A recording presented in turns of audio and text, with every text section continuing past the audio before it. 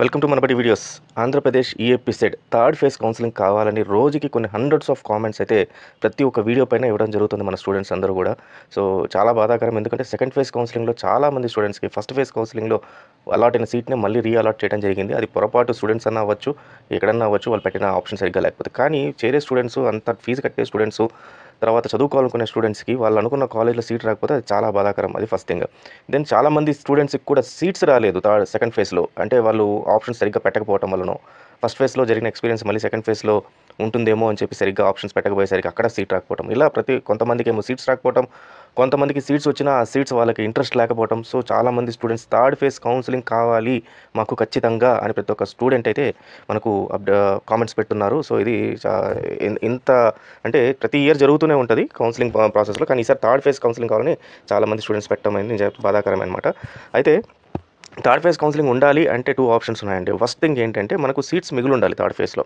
అలాగే సెకండ్ ఫేజ్లో వీళ్ళు పోయి కాలేజ్లో జాయిన్ కాకపోతే ఆ సీట్స్, తర్వాత కౌన్సిలింగ్లో కూడా మిగిలిన సీట్లు మొత్తం కలిపి ఉంటే దానికి థర్డ్ ఫేజ్ కింద వాళ్ళు రిలీజ్ చేయడం జరుగుతుంది.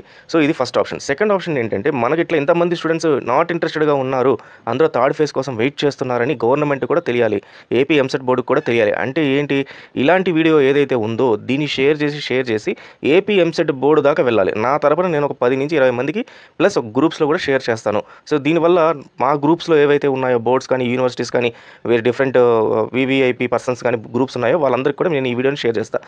మీ తరపున కూడా మీరు ఇదే వీడియోని అందరికీ కూడా షేర్ చేయండి. షేర్ చేసి ఖచ్చితంగా మాకు థర్డ్ ఫేజ్ కౌన్సిలింగ్ కావాలి అని వాళ్ళకి తెలియాలి. అయితే ఈ వీడియో నేను చేశాను కాబట్టి అక్కడ షేర్ చేసినప్పటికీ అక్కడ వాయిస్ వాళ్ళకి ఏం అర్థమవుతుందంటే నేను చెప్పినట్టుగా ఉంటుంది.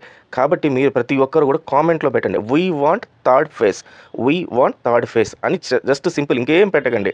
బ్రో అని, అన్న అని, ప్లీజ్ అని ఇంకేం రిక్వెస్ట్ లేదు. వీ వాంట్ థర్డ్ ఫేజ్ అని పెట్టండి. లైక్ చేయండి, మీ ఫ్రెండ్స్కి గ్రూప్స్లో ఎంతమందికి వీలైతే అంతమందికి షేర్ చేయండి.